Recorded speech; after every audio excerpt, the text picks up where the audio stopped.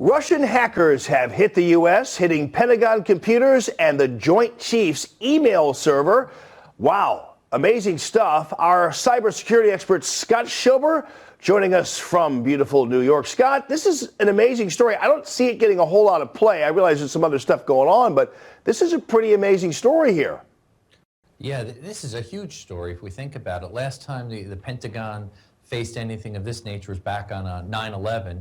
And if you think about just what the Pentagon represents, the U.S. military's joint staff, this being a targeted attack, I think it's pretty big. It's not getting the headlines perhaps that it could, because everybody doesn't get the sense of it yet. But when you think about it, those emails there probably contain a lot of critical information, more toward military type of information, that the bad guys, in this case, we believe it's Russia, and everybody seems to be honing in on that. It's a state actor-sponsored type of hack where Russia sponsored these hackers to infiltrate this and get very valuable information. Huge concern here. I mean, just analyzing the Pentagon alone, 5.1 million square feet of office space. It's twice the size of the Empire State Building. And you've got critical information that's being shared between all the armed forces day in and day out. So there's a lot of little tidbits that people could use that's very valuable here. So I think as this unfolds and we learn more, it's going to become much larger of a story. Well, it's interesting, Scott, that it was Russia, considering right now we don't have too much going on with them in the way of fights or anything like that. So what do you think Russia's interest in our armed forces would be?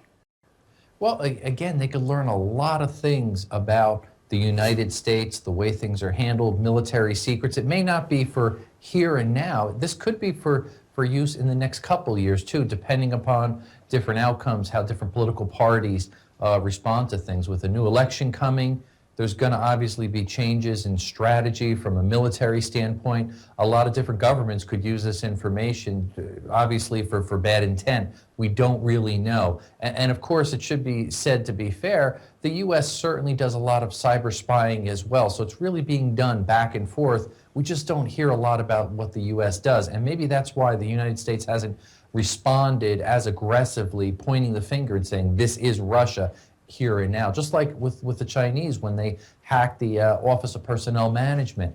There's some slow response to point the blame at somebody. So I think they're very carefully proceeding with this until they have concrete evidence, and then they can make more of a factual claim. And I suppose, Scott, there's probably also a financial consideration here. Some of this information could be valuable. If you're a Russian hacker, you could easily sell it to Iran or do whatever you want to do with it at that point. Yeah, that's a really good point, because we don't realize the scope of the value of the information until you could dig in and see what the information is.